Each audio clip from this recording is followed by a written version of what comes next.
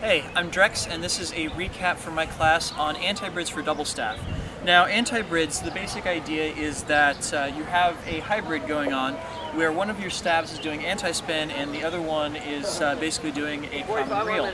So the pieces of the recipe that go together to make this happen are, you start off with, I use my right hand for the anti-spin, wherein I've got my right hand thumb end, that's the red end right here, pointing off to my left hand side, and I let that thumb end slide straight up my midline, and then I push my pinky end out so my thumb end comes back down and is kind of sitting on the inside of my arm right here in the crook of my elbow, and then I drop my thumb end straight down so that my pinky end comes in to come close to my shoulder before pulling my thumb end back up, my pinky end out, and returning to the position that I started with. So altogether, that is thumb up, pinky out, thumb down, pinky out once again, right?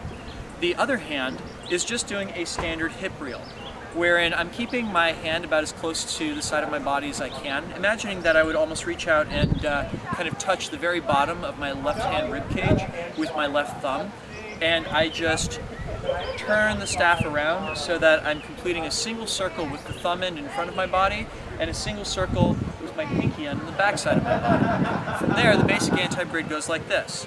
I'm going to start off with my two hands equal to the bottom of my rib cage, and the right hand staff further towards the audience than it is to me, and I'm going to bring both of my thumb ends up, and I want to imagine that my right hand thumb is going to stay connected to the thumb end of my left hand staff as it goes up. So as you can see, I still have that interesting overlap going on there. Next, I'm going to shoot the pinky end of my right hand staff out, again, imagining that I'm going to maintain that point of contact with my thumb against my left hand thumb end staff. From here, you can see I've got my pinky end going straight out and the thumb end of my left hand staff going out in the same direction. And from there, I'm going to drop both of my thumb ends straight down, like so, still maintaining that relationship between my hand and the end of the staff, and bring them back to where they started, yeah?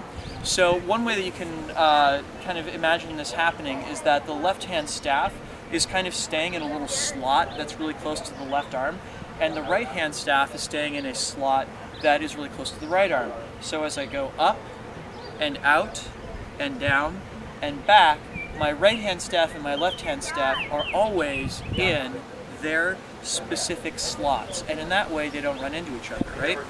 I can also do this on the left hand by having my right hand staff do the hip reel and staying even with the bottom of my rib cage here the entire way, and my left hand then is going to go up. Both thumbs are going to point up. Left hand pinky end goes out. Again, I want to keep the thumb end of my right staff even with my left hand. Put both thumb ends down. One really important point, as they both go down, make sure that you've got the elbow of the staff that's doing the hip reel bent so it can't get away from you. If it drops down to your hips, you can't keep that nice line going and bring it back up to here.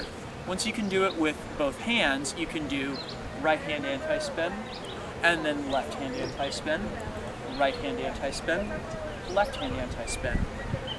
Next, we played around with the idea of a basic crank. That is, I can go halfway across my anti-brid and then take my right hand staff and have it isolate back, maintaining a point of contact between my left hand and the thumb end of my right hand staff, like so. My left hand staff is going to continue the hip reel that it started with. So I'm going to go anti-spin halfway around and then return to where I started by having my right hand staff isolating and my left hand staff continuing the hip reel, like so. They're going to rotate away from each other, right? And again, this is a trick that I can do on either side of my body, like so.